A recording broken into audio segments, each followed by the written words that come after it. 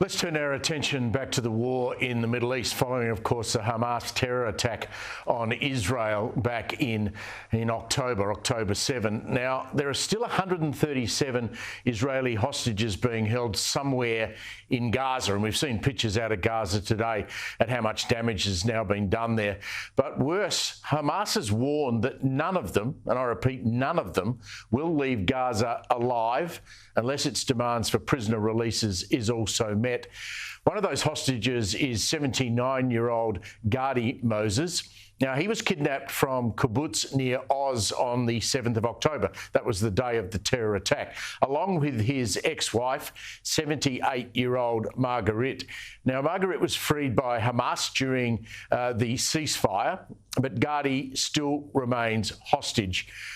Joining me now from New York, and I can't believe what he's been through, is Gadi and Margalit's son, Yair Moses. How are you holding up?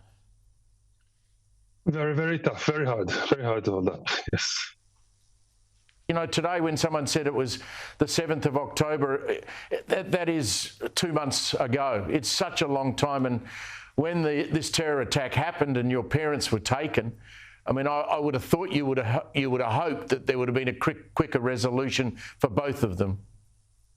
Of course, we hope so and wanted it to happen, but it didn't happen. Even my mother that was released was only after 49 days. She was in captivity. It's not something that happened quick. And my father now, it is already 65 days, more than 2 months that we know nothing about him. So yes, it's very, very hard. It's terrible, this situation.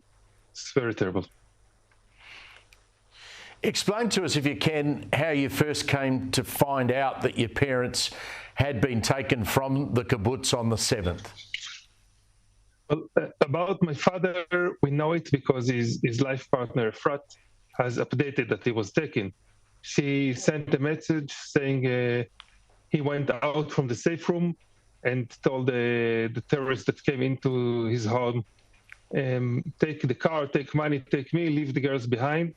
Efrat Katz, was there with her daughter Doron and 2 granddaughters, Raz and Aviv. Unfortunately, later another group came into the same house and took them too, and Efrat was murdered on the way to Gaza.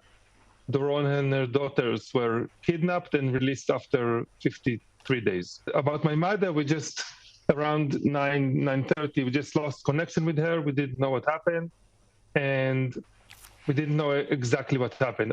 After the IDF came and scanned all the kibbutz, we know that she wasn't there, and so we assumed she was kidnapped with many others. And after 2 days, there was a video released by Hamas when we saw that she was taken by 2 terrorists from the kibbutz.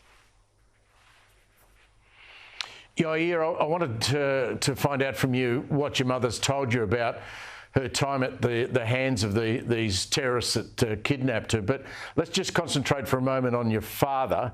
No news at all at this time. Nothing from Israeli intelligence. No idea where he is.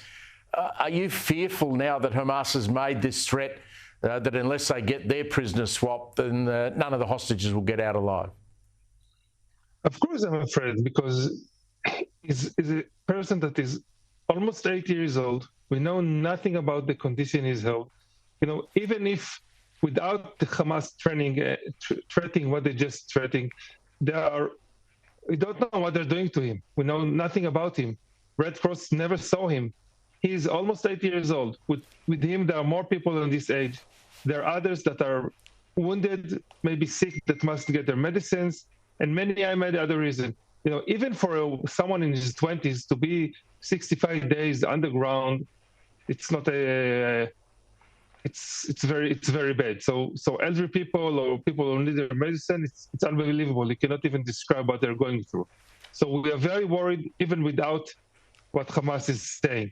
And of course, they're threatening now, and we don't know if they're meaning or not, because as we know, Hamas is so cruel, so they can say anything and do anything. So of course, I'm afraid and worried about him. Tell me what your mother told you about her time in captivity. Have you been able to find out much from her about how she was treated? Yes, my mother she had a medical situation that she needed a breathing device while she's sleeping, and she didn't have it there. So for 50 days, she barely slept. In the beginning, there was a doctor that seen them, and she was sent with another group of elderly people that need some more medic care or something like this. But there is nothing there. And the solution he gave her when she said, I cannot lie down and sleep because I might die from it. So he told her, okay, sit on a chair and lean your head back and sleep like this. And I guess you understand it's not a way to sleep. So she barely slept, only for a few minutes from time to time, all these 50 days that she was there. Now she's a bit getting better. Finally, she was able to sleep very well, because here back she got a device, her color is back to her face, and slowly she's getting better physically. But the trauma is, of course, still there, and to take a long time to be able to live with, let's say it like this. Yes, I was going to ask you, what do you think the long-term effects may be on her? I mean, post-traumatic stress disorder would be something that I would expect all of these hostages are going to now feel. Everyone in Israel will have this and will have to deal with it in some day. I'm sure I will have to do it too. Currently, I'm not available for it because I'm worried and trying to fight for my father. And this is why I'm in New York now. I was here with the delegation of families, and we met many people. And just so important to put awareness, and this is why I'm talking to you now, that releasing the hostages must be #1 goal for everyone, not in Israel, for the world, for humanity. Because what was done in Israel, it's not human. And everyone which has some humanity in him needs to understand that this must end as soon as possible today. Yesterday, 2 months ago, it has to end, and they must go home. And there is no doubt, no other option. This is what every human being needs to think and to know. It's not something that happened 2 months ago. It's something that is still happening. It's an ongoing thing. For us, it's a living hell for more than 2 months.